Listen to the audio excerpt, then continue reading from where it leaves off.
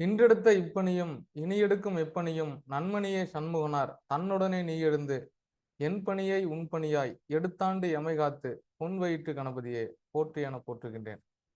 குருபாதம் பணிந்து அனைவருக்கும் வணக்கம். ஜோதிடர் சக்தி கணேசன், நெய்வேலி.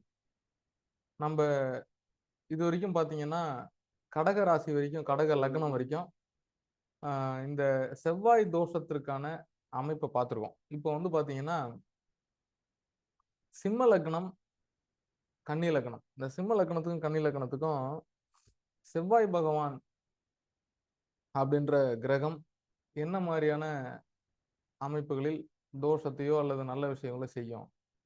ஏன்னா அந்த செவ்வாய் தோஷத்துல நிறைய ஒரு குழப்பம் அப்படின்ற மாதிரி அமைப்புல இருக்கு. இந்த அடிப்படையில ஆஹ் எந்த மாதிரி அதை அளவிடணும் அப்படின்றதுக்கான ஒரு காணொளி தான் இது. இப்போ வந்து சிம்ம லக்னம் அப்படின்னு நம்ம எடுத்துக்கிட்டோம் அப்படின்னா, முதல்ல வந்து அந்த சிம்மம் அப்படின்னும் போது அந்த லக்னத்திற்கு, அந்த ஆதிபத்தியத்திற்கு செவ்வாய் பகவான் யார் அப்படின்றத பார்க்கணும். ஈவன் அந்த அதிபதிக்கு யார்? சிம்மத்துக்கு அதிபதி சூரிய பகவான், சரியா? சூரியனுக்கு முழு நட்பு கோளாக வரக்கூடியவர். ஈவன் அந்த ஆதிபத்தியத்திற்கும் பாக்கியாதிபதி, பாதகாதிபதி தான். இருந்தாலும் விதிவிலக்காக ஒரு சில இடங்களில் மட்டுமே பாதகத்தை செய்ய விழைவார். ஈவன் அந்த இடத்துல ஒரு ஆதிபத்தியத்திற்கு ஒரு கிரகம் பாதகாதிபதியாக வரும் பட்சத்தில் அவர் ஒரு கேந்திராதிபதியாக வரும்போது பாதகத்தை செய்ய மாட்டார் அப்படின்றது ஜோதிட கிரந்தங்கள் சொல்லக்கூடிய விஷயங்கள், அடிப்படை. அந்த அடிப்படையில சிம்ம லக்னத்துக்கு முழு யோக கிரகமாக செயல்படக்கூடிய செவ்வாய் லக்னத்திலே அமரும் பட்சத்தில் ஒரு முழுமையான ஆளுமை திறன் உடைய நபராக அந்த ஜாதகரை மாற்றி விடுவார். ஏன்னா அது ஈவன் அந்த இடம் சூரியனுடைய ஆட்சி வீடு வேற. மேஷத்துலதான் போய் சூரியன் உச்சம் அடைவார். இந்த இரு கோள்களும் ஒருவருக்கொருவர் பரஸ்பரம் நட்பு கிரகங்கள். அப்ப அந்த இடத்துல செவ்வாய் வந்து பெரிய நெகட்டிவ் பலனை செய்ய மாட்டார். அது லக்னத்துல அமரும் பட்சத்துல ரொம்ப பாசிட்டிவான ஆங்கிள் அந்த ஜாதகரை வழி நடத்தும் அப்படின்னு சொல்லலாம். இதே ரெண்டாம் பாவத்துல செவ்வாய் உட்கார்றாரு அப்படின்னு வச்சுக்கோங்களேன், அது குடும்பஸ்தானம். நான்காம் அதிபதி, ஒன்பதாம் அதிபதி. அந்த வீடு பகை வீடு தான். என்ன, இந்த இடத்துல செவ்வாயுடைய ஒரு நட்சத்திரம் இருக்கு, சித்திரை நட்சத்திரம் அப்படின்னு சொல்லக்கூடிய சித்திரை இருக்கு, கண்ணில இருக்கு. இரண்டாம் இடத்துல செவ்வாய் உட்கார்ற சிம்ம லக்னத்துக்கு பெரிய தோஷம்லாம் கிடையாதுங்க. 9 கூடையவன் 2ல இருக்கிறது, 4 கூடையவன் 2ல இருக்கிறதுலாம் பாத்தீங்கன்னா ஏதான ஒரு வகையில பொருள் ஈட்டுவது, ஏதான ஒரு வகையில பூமி, இடம், அசையா சொத்துக்கள் வாங்குவது போன்ற அமைப்புகளிலே அந்த ஜாதகரை வழிநடத்தும். முழு சுப கிரகம் இல்லையா? ஈவன் ஒருவேளை அந்த இடத்துல புதன் கெட்டு இருக்கிற பட்சத்துல, ஸ்தான பலம் இல்லாத செவ்வாயா இருக்காரு அப்படின்னா, ஏதான ஒரு மரியாதை நிமித்தமாக அந்த ஜாதகர் குடும்பத்தை விட்டு வேலை நிமித்தமாக பணம் சம்பாதிக்கிறதுக்கோ அல்லது பொருள் ஈட்டுவதற்காகவோ குடும்பத்தை விட்டு பிரிந்து இருக்கக்கூடிய ஒரு தற்காலிக நிலையை தருவாரே தவிர பெரிய அளவில் தோஷத்தை செய்வதில்லை. என்ன ஒண்ணு, இந்த கண்ணில செவ்வாய் உட்காரும் போது கொஞ்சம் வார்த்தையில கொஞ்சம் நிதானம் இருக்கணும். எடுத்தங்க ஒருத்தன் பேசக்கூடாது. ஷார்ப்பா இருப்பாங்க, ரொம்ப சென்ஸா இருப்பாங்க, ரொம்ப சென்சிட்டிவா இருப்பாங்க. எடுத்தங்க ஒருத்தன் பேசாம அந்த இடத்துல மட்டும் கொஞ்சம் கவனமா இருக்கணும். அந்த இடத்த வந்து குருவோ சனியோ பார்த்து, குருவோ சனியோ அந்த செவ்வாயை தொடர்பு கொள்ளும் போது அதுவும் நியூட்ரல் ஆயிடும். பெரிய அளவுல சிம்ம லக்னத்துக்கு செவ்வாய் பகவான் 2ல் அமரும் போது தோஷத்தை செய்வதில்லை. இதே 4ஆம் இடத்தில் ஆட்சி பெறும் செவ்வாயாக இருக்கும் பட்சத்தில் 9 கூடயும் 4ல் ஆட்சியா இருக்காரு இல்லையா, அவங்களுக்கு தான் அந்த விவசாய பூமி. 4ஆம் இடத்தில் 4ஆம் அதிபதியே 4ஆம் இடத்துல போய் உட்காரும் போது ரொம்ப யோகமா வேலை செய்யுது. கேந்திர ஸ்தானம் அப்படின்னு சொல்லும்போது சிம்ம லக்னத்துக்கு முழு யோக பலன்களை செய்யக்கூடிய அமைப்பில் அந்த செவ்வாய் பகவான் விருச்சகத்தில் செயல்படுவார். அது ஆட்சி வீடு இல்லையா, அது காலபுருஷனுக்கு 8ஆம் இடம் வேற, சரிங்களா? இவங்களுக்கு வந்து 4 பேருக்கு தெரிஞ்சு சொத்து இருக்கும், தெரியாம 4 சொத்து இருக்கும். ரொம்ப நிதானமாக சொத்துக்களை சேர்ப்பதிலும், அசையா சொத்துக்களை சேர்ப்பதிலும், அசையும் சொத்துக்களை சேர்ப்பதும் வல்லவராக ஜாதகர் திகழ்வார். அதே மாதிரி ஆடை, ஆபரண, பொன் பொருள் சேர்க்கையெல்லாம் அந்த செவ்வாய் வந்து 4ஆம் இடத்துல அமரும் பட்சத்தில் கண்டிப்பா நல்லபடியா கொடுப்பார். அதுலயும் விசாக நட்சத்திரத்துல உட்காந்துட்டாருன்னா யோகமா, வேணா 5 கூடைய நட்சத்திரம் அது சிம்ம லக்னத்துக்கு. அஷ்டமாதிபதியா இருந்தாலும் குரு பகவான் அந்த லக்னத்துக்கு ரொம்ப யோக கிரகம். குருவோட நட்சத்திரத்துல அமரும் பட்சத்தில் ரொம்ப யோகமாவே வேலை செய்வார். ஸோ இந்த மாதிரிலாம் நம்ம வந்து பலன் எடுக்கும்போது ரொம்ப நிதானமாகவும், அந்த லக்ன ஆதிபத்தியத்திற்கு செவ்வாய் யாரு, லக்னாதிபதிக்கு செவ்வாய் யாருன்றதுலாம் நம்ம வந்து ரொம்ப கூர்மையா கவனிச்சு எடுக்கணும். அதுதான் ரொம்ப இம்பார்ட்டன்ட். அதே மாதிரி லக்னத்துக்கு 7ஆம் பாவத்துல போய் செவ்வாய் இருந்தாரு அப்படின்னா என்ன செய்வாரு? சனியோட வீடாச்சே. ஈவன் அது வந்து பகை வீடு அப்படின்னு சொல்லும்போது, ஆதிபத்திய ரீதியாக 4, 9க்கு அதிபதி 7ஆம் பாவத்தில் அமரும்போது, அந்த 7ஆம் பாவத்திலும் அவிட்ட நட்சத்திரம் இருக்கும் கும்பத்துல. அவங்க தான் வந்து சொந்தத்துல கல்யாணம் பண்ணிக்குவாங்க. அல்லது எதிர்பாலினம்னு சொல்லும்போது மனைவி, அல்லது பெண்ணாக இருந்தால் கணவன். அவங்க கிட்ட கொஞ்சம் அட்ஜஸ்ட் பண்ணி இருக்கணும். ஏன்னா ரொம்ப நேர்கோட்டுல இருப்பாங்க அவங்க. ரொம்ப நேர்மையான நபரா இருப்பாங்க. ஏன்னா பாக்கியாதிபதி இல்லையா செவ்வாய் அந்த லக்னத்துக்கு. சிம்ம லக்னத்துக்கு முழு யோக கிரகம் வேற. ரொம்ப ஷார்ப்பான கிரகம் அது. ஸோ அதனால அந்த 7ஆம் பாவத்துல செவ்வாய் உட்காரும்போது, அதாவது ஏன் வந்து அத நம்ப செவ்வாய வந்து பார்த்து பயப்படுறோம் அப்படின்னா, ஒரு தீய வெப்பத்தை கொண்ட ஒரு மனிதனுக்கு ஆகாத வெப்ப கதிர்களை குடுக்கக்கூடிய ஒரு பிளானட் அந்த செவ்வாய். அதனால தான் அது வந்து ஒரு குற்றம், குறைன்னு சொல்றோம். அதுதான் தோஷம்னு நம்ம புரிஞ்சுகிட்டு இருக்கோம். 7ஆம் பாவத்துல உட்காரும்போது எதிர்ப்பாலினத்தவர வந்து நம்ம கொஞ்சம் ஹேண்டிலிங்ல கொஞ்சம் கவனமா வச்சுக்கணும். பார்ட்னர்ஷிப்ல ரொம்ப தெளிவா இருக்கணும். ஆ ரொம்ப ஜாக்கிரதையா இருக்கணும் அப்படின்னு சொல்லக்கூடிய அமைப்பு. ஏன்னா, லைட்டா அப்படின்ட்டா டக்குனு கோவம் வந்துரும் அவங்களுக்குலாம். 7ஆம் பாவத்துல செவ்வாய் உட்காரும்போது இந்த மாதிரியான விளைவுகள செய்யும். ஆதிபத்தியத்துக்கு சுபகிரகம் அப்படின்றதால பெரிய தீங்கு இழைக்க மாட்டார். அது சுபகிரகம் பார்த்தீங்கன்னா, இன்னும் யோகமாவே இருக்கும். ஒரு நல்ல ஒரு மியூச்சுவல் அண்டர்ஸ்டாண்டிங்ல அந்த குடும்பம் நடத்துவாங்க. ஸோ, அது ஒண்ணும் பெரிய பிரச்சனை இல்ல சிம்ம லக்னத்துக்கு. இதே 8ஆம் பாவத்துக்கு எடுத்துக்கிட்டீங்கன்னா, 8ஆம் பாவத்துல மீனத்துல போயிட்டு சிம்ம லக்னத்துக்கு உட்கார்றாரு அப்படின்னு வச்சுக்கங்களேன். அதுலயுமே பார்த்தீங்கன்னா, 8ல செவ்வாய் இருக்கிறது. ஆ 5, 9க்கு அதிபதி சுபர் பாபரே ஆனாலும் மிஞ்சி பலனை செய்வார் அப்படின்னா 3, 9 மேவினிலே 3, 6, 10, 11க்கு அதிபதிகள் தங்களுக்குள் ஆட்சி பெற்றிட, பரிவர்த்தனை பெற்றிட யோகமாவே வேலை செய்யும் அப்படின்னு சொல்லலாம். அதே இடத்துல குருவோட நட்சத்திரம் பூரட்டாதி நட்சத்திரம் இருக்கு. அந்த நட்சத்திரத்துல செவ்வாய் உட்கார்ந்தாருன்னா, குரு தான் அந்த இடத்துல டிசைடிங் அத்தாரிட்டி செவ்வாய்க்கு. ஆனா ஆதிபத்திய ரீதியாக 5ஆம் அதிபதி, 9ஆம் அதிபதி குருவும் செவ்வாயும் சிம்ம லக்னத்துக்கு முழு சுபகிரகம். இதுல பாபரா இருந்து 8ஆம் பாவத்துல போயிட்டு மறையறதுன்றது ஒண்ணும் பெரிய நெகட்டிவா இல்ல சொல்ல முடியாது. ஒரே ஒரு பாயிண்ட் ஆஃப் வியூல 8ஆம் இடம் மாங்கல்ய ஸ்தானம். பெண்கள் ஜாதகத்துல 8ஆம் இடத்துல செவ்வாய் இருக்கிறதுன்றது வந்து ஒரு வகையில நெகட்டிவான இம்பாக்ட்ல பார்க்கப்படுது. ஆனா அது நட்பு வீடு அப்படின்ற பட்சத்துல லக்ன ஆதிபத்தியத்துக்கு சுபகிரகம் அப்படின்றதுனால பெரிய நெகட்டிவ் இம்பாக்ட் அந்த சிம்ம லக்னத்துக்கு எந்த மூல நூல்கள்லயும் சொல்லப்படல. அதனால சிம்ம லக்னம் பொறுத்த வரைக்கும் 8ல நல்லபடியாவே இருக்கலாம் செவ்வாய். நல்லபடியாவே நம்ம பாசிட்டிவாவே சொல்லலாம். அதை பத்தி கவலையே பட தேவையில்ல. அதே மாதிரி 12ஆம் இடம். 12ஆம் இடம் வந்து சிம்மத்துக்கு 12ஆம் இடம் நீச வீடா இருக்கும். சந்திரனோட வீடு. ஆனா நட்பு வீடா இருக்கும். சந்திரன் வந்து அந்த இடத்துல பார்த்திருந்தாலோ, ஆட்சி உச்சம் சந்திரனுக்கு இருந்திருந்தாலோ, அல்லது பரிவர்த்தனை அமைப்புகளில் சந்திரன் இருந்தாலும், அந்த செவ்வாய்க்கு அந்த இடத்துல பாசிட்டிவான ரிசல்ட் கிடைச்சிரும். அந்த இடத்துல செவ்வாய் இருந்து வக்கரமானாலும் நல்லதுதான். சிம்ம லக்னம் பொறுத்தவரைக்கும் 2, 4, 7, 8, 12ஆம் பாவங்களில் பெரிய அளவில் செவ்வாய் தோஷம் செய்வதில்லை. ஒருவேளை அது செய்யற அமைப்புல இருக்கு அப்படின்னா, நீங்க அத எப்படி அணுகணும் அப்படின்னா, அது வீடு கொடுத்த கிரகம் யாரு? கால் கொடுத்த கிரகம் யாரு? அந்த கிரகத்த வேற எந்தெந்த கிரகங்கள் பார்த்திருக்கு? இப்படிலாம் பார்க்கணும். ஸோ, அந்த செவ்வாய் தோஷம் அப்படின்றது சிம்மத்துக்கு என்னோட அனுபவத்துல பார்த்தீங்கன்னா, ஒரு பெரிய இம்பாக்ட் இல்ல. ஒரு 40 டூ 45% தான் அதனுடைய அளவீடு அந்த இடத்துல வேலை செய்யுது அப்படின்னு நம்ம சொல்லலாம். சிம்ம லக்னத்துக்கு சூரியனுக்கு முழு ஆதிபத்திய சுபகிரகமாகவும், சிம்மத்திற்கு ஆதிபத்திய சுபகிரகமாகவும் செயல்படக்கூடிய செவ்வாய் பெரிய நெகட்டிவ் இம்பாக்ட்ட செய்யறதில்ல. அது ரொம்ப இம்பார்ட்டன்ட். ஈவன் ஆதிபத்தியத்துக்கு என்ன ஒருவேளை அஷ்டமாதிபதி, அ 6 இந்த மாரி அமைப்புகள்ல வரும்போது அது தீய பலன்களை செய்வதற்கு விழையுமே தவிர, செவ்வாய் பொறுத்தவரைக்கும் பாக்கியாதிபதி அப்படின்ற கோணத்தில் முதன்மையாக வைத்துக் கொள்ள வேண்டும் செவ்வாயை.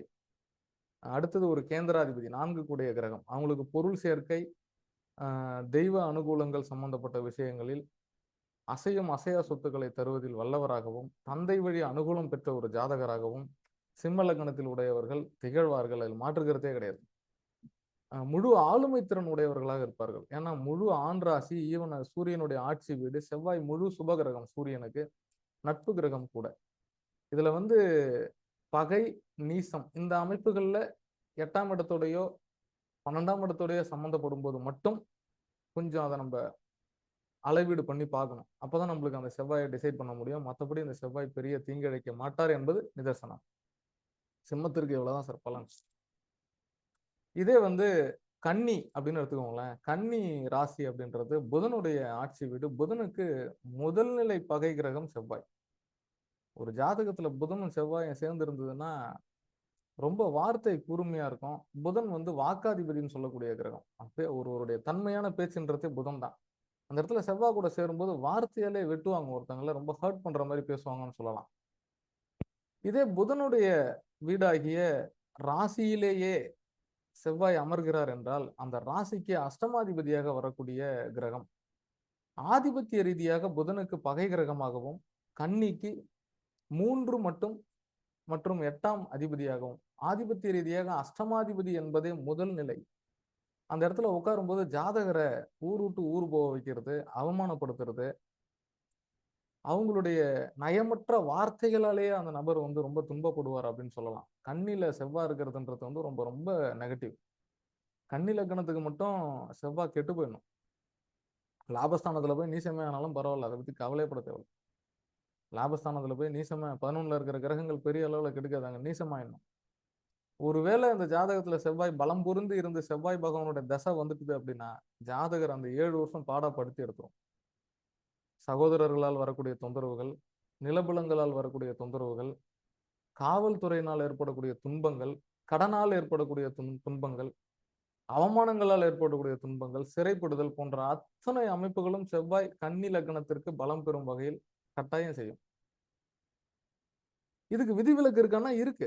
அது வந்து குருவோ அல்லது சனியோ பார்த்து இருக்கு அப்படின்னா, இந்த இடத்துல வந்து பாத்தீங்கன்னா நெகட்டிவ் இம்பாக்ட் வந்து கொஞ்சம் பேலன்ஸ் ஆகும் அப்படின்னு சொல்லலாம்.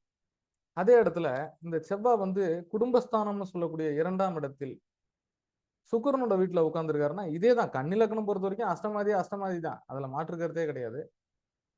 2ஆம் பாவத்துல உட்காரும் போது கல்யாணத்துக்கு பிறகோ அல்லது திருமணம்னு வரும்போதோ அல்லது குடும்பம்னு வரும்போதோ அந்த நபர் வந்து ஊர் விட்டு ஊர் போய் தான் தனியா தான் இருக்கணும் அப்படின்ற ஒரு அமைப்பை கொடுக்கும். 8 கூடயும் இல்லையா, தனித்து வச்சிருவார், பிரிச்சு வச்சிருவார் அப்படின்னு கூட சொல்லலாம். அந்த இடத்துல செவ்வாய் வக்கரம் ஆயிடுச்சுன்னா அப்படியே அந்த பலன் அப்படியே நெகட்டிவ் ஆயிடும், அப்படியே ரிவர்ஸ் ஆயிடும் அப்படின்னு சொல்லலாம். 2ஆம் இடம் என்பது பணபரஸ்தானம். 2ஆம் இடம் என்பது வருமானத்தை குறிக்கக்கூடிய இடம். வருமானத்தில் ஏற்படக்கூடிய தடைகள், குடும்பத்தில் ஏற்படக்கூடிய நெருக்கடிகள், மன உளைச்சல்கள் அத்தனையும் கொடுக்கக்கூடிய இந்த 2ஆம் இடம். அட்டமாதிபதி 2ல உட்காந்துட்டான்னா இத்தனை மாதிரி இம்பாக்ட்ஸ் வரும். ஈவன் அதை வந்து நீங்க சுக்கிரனை வச்சுதான் அளவீடு பண்ணணும். டைரக்டா அந்த இடத்துல வந்து செவ்வாய் 2ல உட்காந்துருச்சுன்னு டைரக்டா தோஷமா சொல்லிடக்கூடாது. Deciding authorities goes to through சுக்கிரன், வீனஸ். அந்த பிளானட் தான் அந்த செவ்வாயை டிசைட் பண்ணுவார். சுக்கிரன் ஸ்ட்ராங்கா இருந்துச்சுன்னா செவ்வாயோட இம்பாக்ட் கம்மியா இருக்கும். குரு பார்வையில சனி பார்வையில செவ்வாய் இருந்ததுன்னா அதோட இம்பாக்ட்ஸ் கம்மியா இருக்கும். ஸோ இத்தனை விஷயங்கள் நம்ம அணுகணும். இதே 4ஆம் இடத்தில் குருவின் வீட்டில் இருக்கக்கூடிய செவ்வாய், ஈவன் அந்த கன்னியா லக்னத்துக்கு குரு யாருன்னு கேட்டீங்கன்னா பாதகாதிபதியின் வீட்டில் அமரக்கூடிய செவ்வாய், அவருக்கு நட்பு விடுது. அஷ்டமாதிபதி 4ல உட்காந்துருக்கான். அஷ்டமாதி சப்தம கோணங்கள் கேந்தரிக்க மாறால் அடிபடுவான், நல்ல மனையாளை வேறுபடுத்திடுவான், மூளையிலே உறங்க வைப்பான், முழுவதுமே பட்டினியை போட்டு கொண்டிடுவான், கண்டோர் ஏசிடுவோம் கடைநிலை கொற்றை காசுக்காக கையேந்தி காத்து நிற்பான், பந்து ஜனங்கள் எல்லாம் வரும் கட்டுக்கொட்டு மேளங்கள் முழங்கிட கனத்த சண்டையிட்டே கொண்டுடுவான், ஒருவன் மனையாளை உன்னித போகம் செய்வான், நட்டப்பயிர் தீச்சுடுவான், நலமுள்ள சுகம் காட்டி மெத்த கெடுத்துடுவான் அப்படின்றான். 8 கூட 4ல உட்காந்துட்டான்னா மிகப்பெரிய தீய பலன்களை செய்வதற்கு விழைவார் அப்படின்றான். அது தோஷம் தான், மாற்று கருத்தே இல்லை. 8 கூட 4ல உட்காந்துருக்கானா 3 கூட 4ல.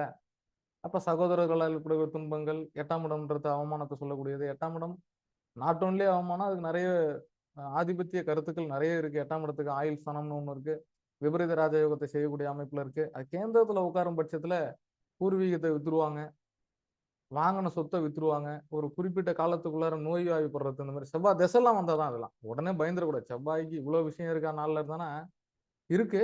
அந்த செவ்வாய் எப்படி இருக்கு அப்படின்ற டிசைடிங் அத்தாரிட்டி குருவோட ஹேண்ட்லிங்ல தான் இருக்கு. குரு பார்த்திருந்தா ஒன்றும் பிரச்சனை கிடையாது. இவன் கன்னிலக்கணத்துக்கு செவ்வாய் தசை வரவே கூடாதுன்றது என்னுடைய அண்டர்லைன் வேர்டு. அதில் மட்டும் அதை மட்டும் கவனிச்சுக்கணும். அதே மாதிரி 5ஆம் பாவத்துல உச்சம். ஏன்டா அந்த கன்னிலக்கணத்துக்கு மட்டும் 5ஆம் பாவத்தை சொல்லணும்? பூர்வ புண்ணியஸ்தானம். பூர்வ புண்ணியஸ்தானத்தில் செவ்வாய் உச்சமடைகிறது வகை நல்லதுதான். சரியான முறையில பங்கு பாகங்கள் பிரிச்சிருந்தனா பூர்வீகத்துல கட்டாயம் இடம் உண்டு.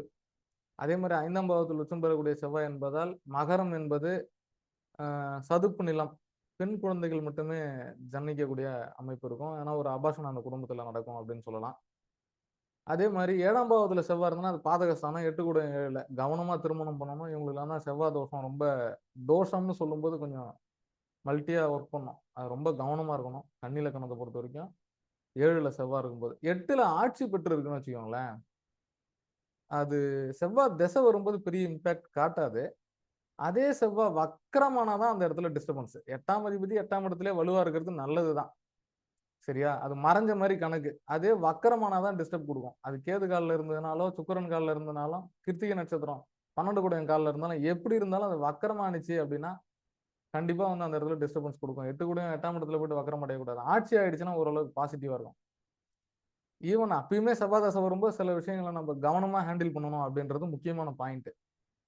இதே சிம்மத்துல போய் 12ல நட்பு வீட்டுல உட்கார்ந்துட்டாரு அப்படின்னா, எப்படி இருந்தாலும் என்ன நிலைகள்ல இருந்தாலும் செவ்வாய் கன்னியா லக்னத்துக்கு அஷ்டமாதிபதி 3 கூடையவன். ஈவன் உபய லக்னத்துக்கு 8ஆம் இடம் மாரகஸ்தானமாக செயல்படக்கூடியது. மாரகாதிபதியும் கூட செவ்வாய். 12ல வந்து உட்காரும்போது 8 கூடையவன் 8 கூடையவன் 12ல இருக்கிறது, 12 கூடையவன் 8ல இருக்கிறது. ஈவன் அது விபரீத ராஜயோகம்.